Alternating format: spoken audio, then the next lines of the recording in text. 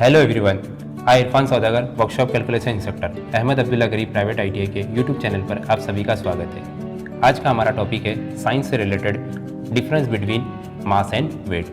जैसे कि हम लोग जानते हैं मास क्या है, तो मास की डेफिनेशंस और उसके कुछ रिस्पेक्टिव पॉइंट्स है, दोनों में हमने डिफरेंस किए यहाँ पर। तो वन बाय वन हम लोग इसको डिस्क्राइब करेंगे मास से रिलेटेड।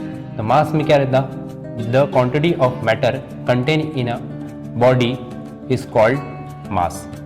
यानी जैसे कि हम लोग समझ सकते हैं कि किसी भी बॉडी के अंदर उसके अंदर अमाउंट ऑफ मैटर प्रेजेंट रहता है, तो वो अमाउंट ऑफ मैटर प्रेजेंट को ही हम लोग क्या बोलते हैं, मास बोला जाता है। मास की डेफिनेशन के अंदर जितने अमाउंट में मैटर प्रेजेंट रहेगा, कोई भी बॉडी रहे, जो यूनिवर्स के अंदर जितनी भी बॉडी है उसके अंदर मैटर कंटेंट रहता है, वो सॉलिड के फॉर्म में हो, लिक्विड फॉर्म में हो या फिर गैसेस के फॉर्म में, उस कंटेंट के अंदर पूरा मेजर होने के बाद क्या बनता है, हमारा मास बनता है। तो स्टूडेंट सेकेंड पॉइंट पे, it is a scalar quantity.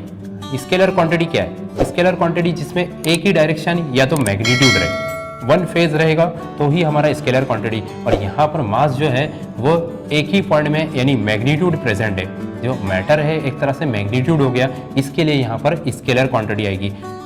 Third point आएगा, it is remains constant everywhere. अगर सपोज किसी मैटर को या किसी ऑब्जेक्ट को, उसमें मैटर प्रेजेंट है, उसको कहीं पर भी लेके जाए एवरीवेयर, तो वो कांस्टेंट ही होगा। It is not different in the form of mass. Mass के फॉर्म में अगर वो है तो वो किसी भी जगह पे कहीं पर भी चेंज नहीं होगा, एज इट इज़ वो कांस्टेंट होगा। Fourth point, it is measured with the help of physical balance. अब ये इसको मेजर करने के लिए हम लोग को फिजिकल बैलेंस की रिक्वायरमेंट रहती है, इसको मेजर किया जाता है। और फिफ्थ पॉइंट है, it is a SI unit gram and kilogram. जो भी मैटर रहेगा वो मास के फॉर्म में होगा, और मास सब्सटेंस है एक तरह से, और सब्सटेंस ही बन के हमारे ऑब्जेक्ट्स बनते हैं, डिफरेंट टाइप के बॉडीज़ बनते हैं, वो बॉडीज़ को मेजर किया जाता है हमारे किलोग्राम या तो ग्राम में। इस तरीके से हमारा ये मास का कंटेंट क्लियर हुआ।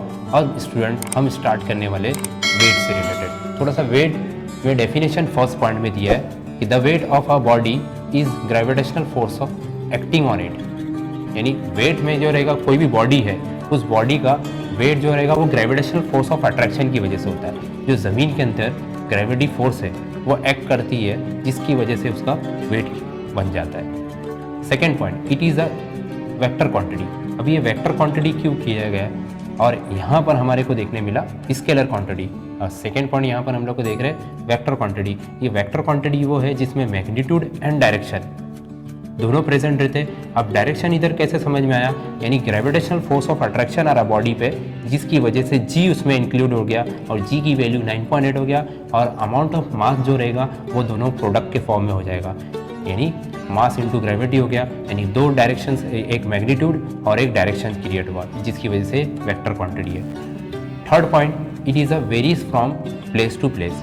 ये varies from place to place मतलब हम कहीं पर भी वेट करने जाएंगे यूनिवर्स में तो हमारा वेट डिफरेंट होगा, बट मास चेंज नहीं होगा। वेट डिफरेंट होगा, किस वजह से डिफरेंट होगा वेट, वो है हमारे ग्रेविटेशनल फोर्स ऑफ अट्रैक्शन की वजह से। किसी भी बॉडी के ऊपर ग्रेविटी एक्ट होती है, उस ग्रेविटी की वैल्यू जो रहेगी वो चेंजेस होगी प्लेस टू प्लेस, तो इसकी वजह से यहाँ पर वेट जो रहेगा वो डिफरेंट होगा। वेट ज़ीरो भी हो सकता है, लेकिन mass it can not be zero. Weight इसलिए ज़ीरो हो सकता है क्योंकि अगर ग्रेविटी नेग्लेजिबल हो गई यानी ज़ीरो हो गई, तो वहाँ पर हमारा वेट ज़ीरो हो सकता है। अब फोर्थ नंबर है, it is a measure by spring balance. इसको मेजर करने के लिए स्प्रिंग बैलेंस का यूटिलाइज किया जाता है वेट को। और fifth number, it is a SI unit of Newton and kilogram. इसको मेजर जो किया जाता है उसको एसआई यूनिट में, किलोग्राम और न्यूटन में मेजर किया जाता है। तो स्टूडेंट, आज हम लोग ने मास से रिलेटेड कुछ 5 पॉइंट को क्लियर किए और वेट से रिलेटेड 5 पॉइंट्स को क्लियर किए। दोनों में डिफरेंस थे, दोनों के डिफरेंस को हमने क्लियर किए।